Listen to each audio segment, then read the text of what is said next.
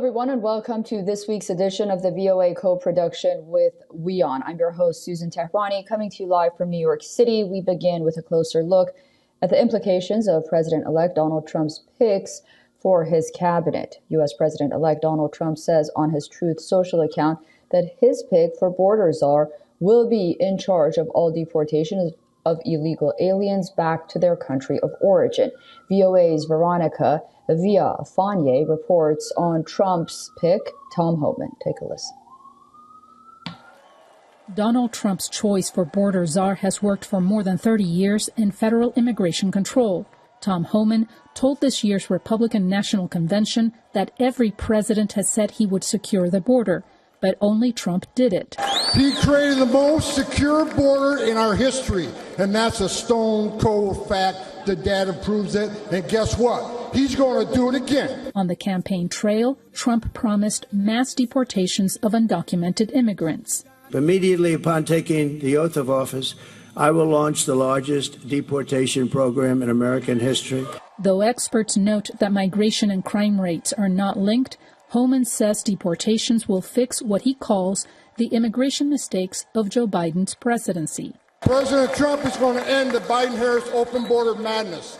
We will stop the drugs and the crime from pouring into your neighborhoods. Homan was acting director of Immigration and Customs Enforcement in the first Trump administration, where he led a 40% increase in deportation arrests.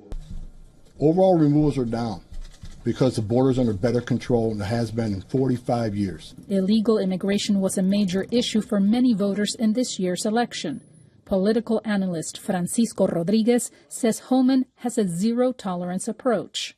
So if you are a criminal here and have a child or family here, Homan has stated that you can live with your children, with your spouse. No one is saying the family will be separated. Former Florida state legislator Daisy Baez says Trump's intention to nominate Homan is a warning for the immigrant community. If you're not a citizen or a permanent resident, you have no guarantee of staying in this country. It's very likely you'll be on the list of those eligible for deportation. I got a message to the millions of illegal aliens that Joe Biden's releasing our country in violation of federal law. You better start packing now. Homan is a former New York police officer who contributed to Project 2025, a set of policy proposals published by the conservative Heritage Foundation Research Group to, quote, rescue the country from the grip of the radical left. Veronica Villafanye, VOA News. Joining us now with additional reporting from the White House is VOA's Jessica Stone.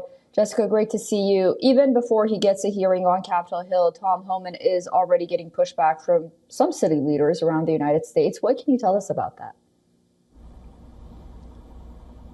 Yeah, so these are mayors from what we call sanctuary cities, and there are about 600 of them across the country. These are places that have decided by local ordinance not to enforce federal immigration law. So essentially, they're not going to use their police forces to help federal law enforcement, the immigration agencies that would be used in these mass deportations that Trump is proposing to take place. And Los Angeles, the city of Los Angeles, is the latest city to pass one of these ordinances. They have about 1 million undocumented immigrants in their city and county alone. We expect that this whole issue of these mayors pushing back against federal law enforcement will potentially ultimately be decided in the courts.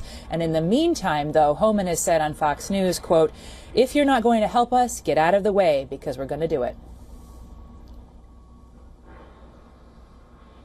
And Homan has also said that the U.S. will use the U.S. military to carry out these deportations.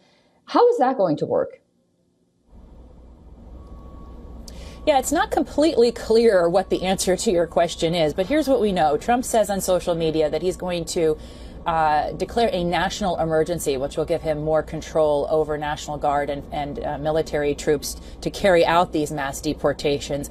Now, U.S. law does prohibit the U.S. military from enforcing domestic police matters, but there are some exceptions to that law, and we know that Tom Homan has already talked about trying to invoke some of those, including using the Insurrection Act to give the president more power to use federal troops.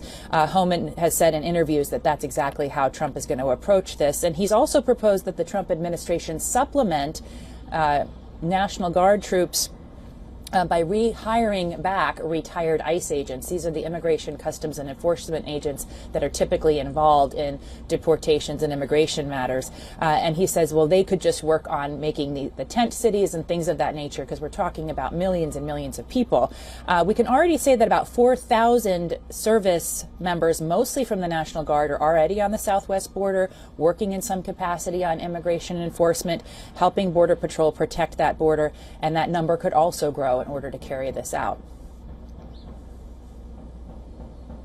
All right, Jessica, please do stay with us. I want to get you to weigh in on the story from your colleague, Carla Babb, as well. U.S. Defense Secretary Lloyd Austin this week visited the Philippines, where he met with its president and his defense counterpart to highlight the expansion and modernization of two countries' alliance in just a few short years. VOA's Pentagon correspondent Carla Babb has more for us. U.S. Defense Secretary Lloyd Austin breaking ground in the Philippines for a military coordination center for the two allies. Austin said America's commitment to the Philippines is ironclad, and the alliance will transcend changes in U.S. presidential administrations. This is an important country, not only to me, but to people in both parties back in the United States of America. Austin and his Philippine counterpart signed a new military agreement that allows both countries to share classified military information securely. The two countries remain committed to a mutual defense treaty signed in the 1950s, in which both agree to a joint response should either be attacked. The Mutual Defense Treaty applies to armed attacks on either of our armed forces, aircraft, or public vessels, including our Coast Guards, anywhere in the South China Sea. A clear message to China, whose Coast Guard has used water cannon against Philippine ships and collided with a Philippine Coast Guard ship with American journalists on board. China disputed the latter accusation, blaming the Philippine ship for the collision. China is a real and serious threat to the Philippines, and the Philippines understands that the United States is its true economic and security partner of choice. Some view the intensified U.S.-Philippines cooperation as a direct countermove to Chinese maritime maneuvers that deny Philippine boats access to the Philippines' exclusive economic zones. Pseudo-military vessels disguised as Coast Guard vessels and maritime militia vessels in the areas in the West Philippine Sea. They have been very aggressive in their information operations against the Philippines.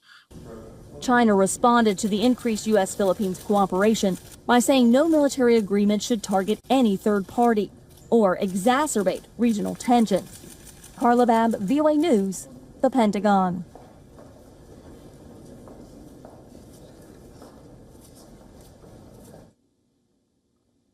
VOA's Jessica Stone is still with us. Jessica, the visit raises a question that dozens of nations around the world are asking, and that's, will the incoming Trump administration seek to end alliances or empower them? And based on Trump's appointments so far, we may have a picture of how all of this is going to play out. What can you tell us about that? Well, I think a lot of allies are taking comfort in the pick of Marco Rubio, the Florida Republican senator, for Secretary of State. And I want to point specifically to something he wrote about Indo-Pacific alliances in the National Interest last August. He says Americans deserve to know why their taxpayer dollars are being spent abroad, and specifically on alliances in the Indo-Pacific. He talked about the alliance with the Philippines in particular, because, of course, you know, there is a defense treaty between the two countries. Here's what he laid out. He said, Indo-Pacific security is under threat from China, and stability across the region matters to Americans' way of life and the price of goods for all Americans. And he says it matters to the ability of Americans to get good paying jobs in terms of the innovation economy and future technology. If China owns, for example, the market on critical minerals, that can impact American prosperity and Americans at home. And finally, he argues deterring Beijing is the best way to keep China from, quote, impacting our way of life. So these are some examples of an America first foreign policy being made directly to the American people themselves, particularly those who want to watch their wallets. Not all nominees, though, come with this approach. We've seen an ambassador to the United Nations with very little foreign policy experience, Elise Stefanik, also the appointee for the ambassador to NATO, Matthew Whitaker, who has a much bigger legal background than foreign policy background. So it's not ubiquitous, but there is some hope and some variety in terms of the alliance management philosophies of some of Trump's picks. And there is finally a common thread among many of Trump's picks on the national security and defense front.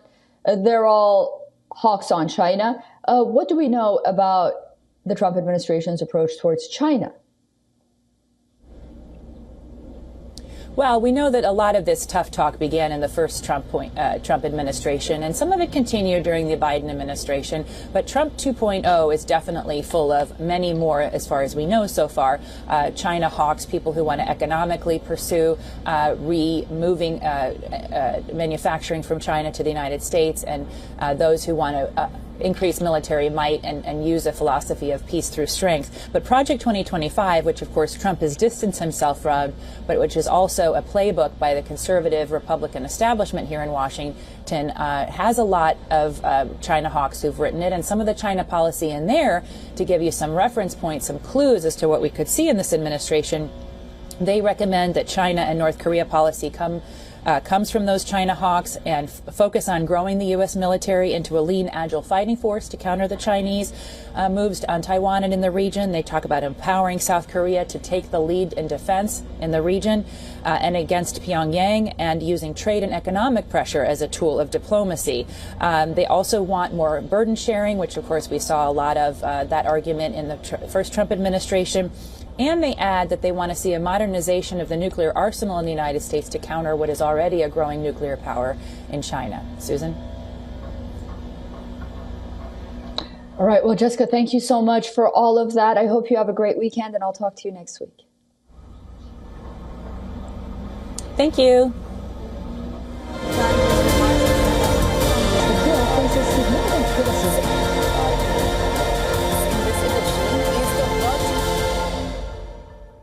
For all the latest news, download the WION app and subscribe to our YouTube channel.